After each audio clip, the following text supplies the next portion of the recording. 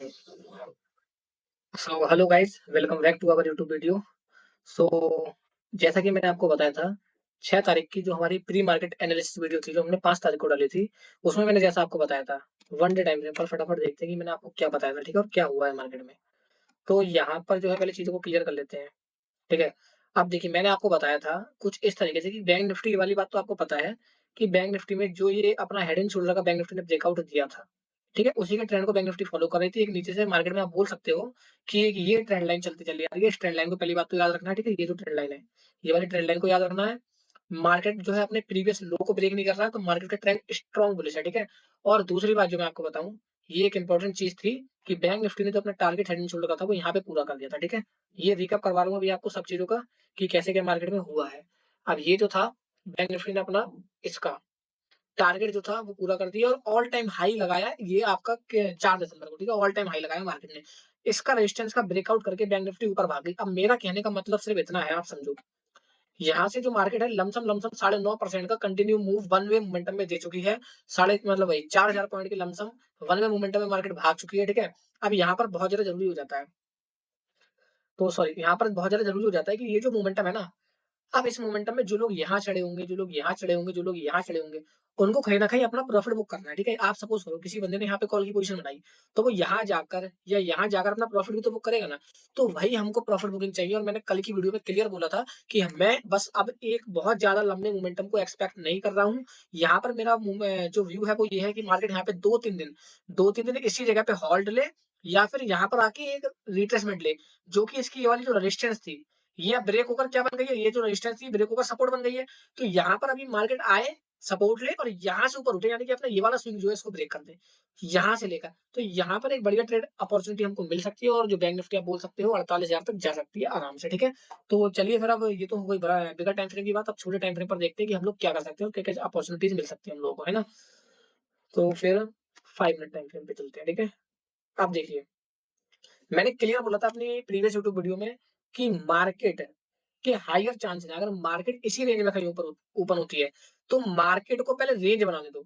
Market ने range बनाई, और मैंने बोला था वो रेंज बनाने के बाद जिधर भी साइड का ब्रेकआउट या ब्रेकडाउन दे, आइदर ब्रेकडाउन और ब्रेकआउट, जिधर की साइड का मिलेगा, अगर नीचे का मिलता तो नीचे की साइड पुट पोजीशन बनाते और ऊपर का मिलता तो ऊपर की साइड कॉल पोजीशन बनाते। बट हमें अनफॉर्चुनेटली किसी भी साइड का ब्रेकआउट या ब्रेकडाउन नहीं मिला, तो यहाँ पर कोई भी पोजीशन हमारी एक्टिवेट नहीं हुई, ठीक है। अब देखते हैं कि 7 तारीख, यानी कि 7 तारीख को क्या क्या ट्रेडिंग अपॉर्चुनिटी मिल सकती है और 7 तारीख में क्या क्या हो सकता है, ठीक है।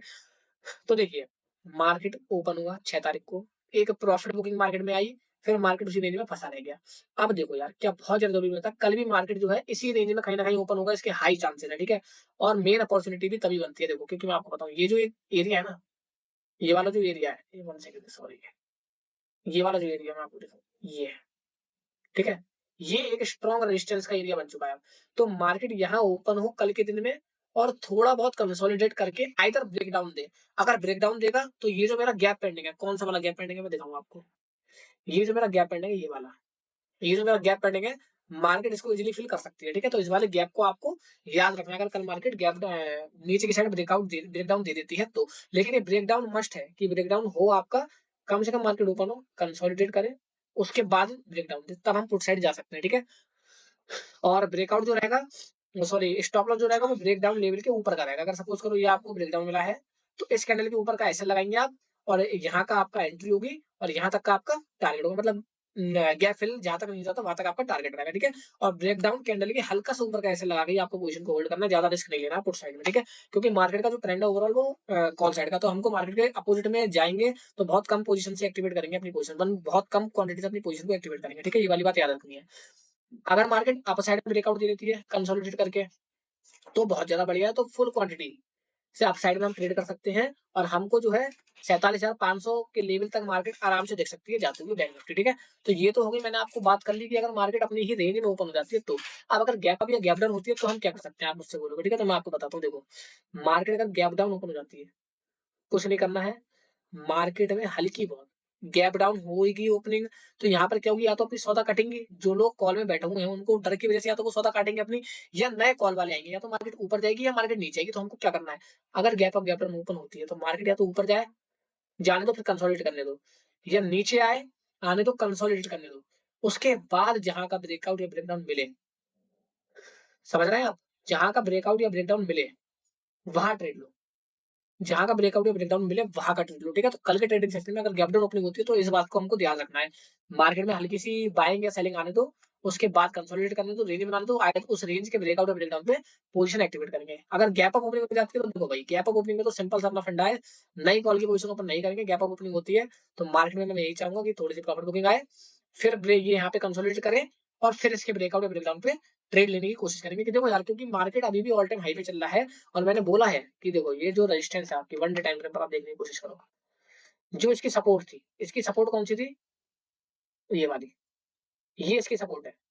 तो मार्केट यहाँ तक तो आ सकती है मेरे हिसाब से, ठीक है? और बेस्ट सेटअप भी मैंने आपको बताया कि क्या हो सकते हैं, मार्केट यहाँ तक आए इजीली, मार्केट यहाँ तक आए, आने के बाद क्या करे, रिट्रेसमेंट ले, यहाँ से ऊपर को आगे, और अपना जब इसको लोग अपने जो प्रीवियस हाई को जब ब्रेक करेगी तो यहाँ से कॉल साइड की पोजीशन बहुत जबरदस्त बन सकती है और मार्केट जो है 48 लेवल तक पहुंच सकती है बहुत इजीली, ठीक है? तो ये तो हमने बात कर ली कल के दिनों के लिए। और गाइस देखिए, मैं डेली यूट्यूब पर एक्टिव रहता हूँ। अगर आपको मार्केट के रिगार्डिंग कोई भी डाउट हो तो मेरी वीडियोस प्री मार्केट और पोस्ट मार्केट एनालिसिस दोनों वीडियो आती है, आप दोनों को वॉच कर सकते हैं और आई होप को इन वीडियो से बहुत ज़्यादा हेल्प मिलेगी। सो अगर आपको वीडियो अच्छी लगी हो और चैनल को सब्सक्राइब कर दीजिएगा एंड वीडियो को लाइक कर दीजिएगा। So thank you guys and meet you in the next video.